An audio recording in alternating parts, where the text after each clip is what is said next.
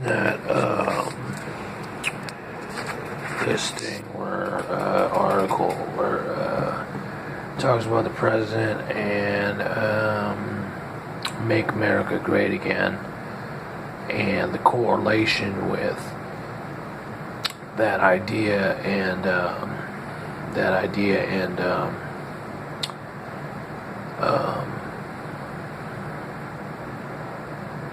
what's been going on after NATO and the U.S.-Russian summit. Not to mention the tariffs in East Asia. Let's see here in East Asia. And let's see here. So you have that along with midterm elections, which are primaries, setting up a 2019, 2020 campaign, where you already have candidates in both parties, and you have North Korean agreement, and you take all this information, and then you have the whole agreement with Russia, and then you have the scandals here that are with elections of that, and elections, and you say, the first thing that comes to my mind is that there was an election. They had to do a recount back in when Al Gore went up against George W. Bush.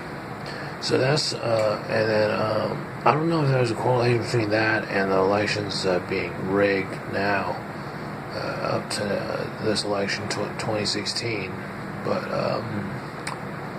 I don't really know about that. All I know is that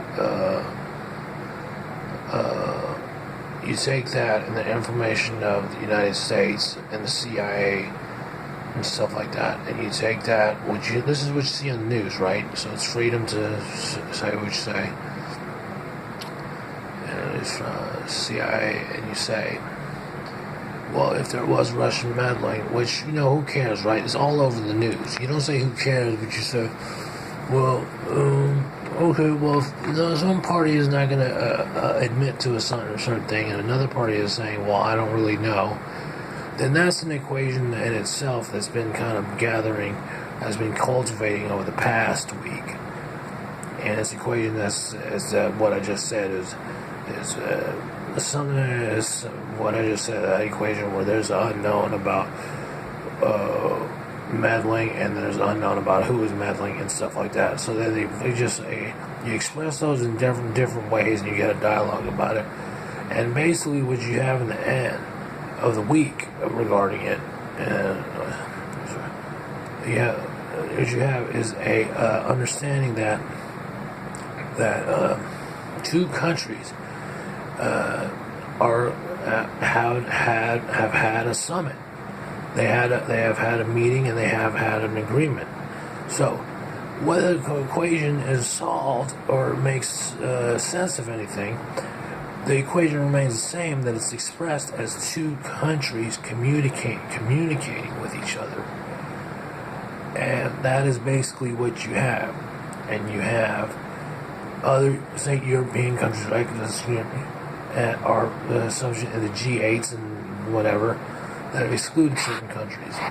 So now you say there's an equation so basically, you take that with the president of the United States, you take the NATO, the European countries, and then you take Russia. And then you add those three things express those three things as an equation, and you say, well, the president, Donald Trump, is going to be president for 2 more years.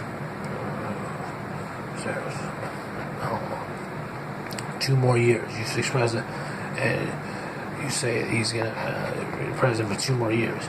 You say the president of Russia is prime minister, the leader in Russia there, is going to be in power for so long, right? You say NATO, and you say Europe and other countries in the European Union, whatever, are being in power for so long. So you take that, and then you just look at United States news. You say, well, what's going on here? You can kind of see it moving forward, because you can get an inclination that they're talking about weed laws again.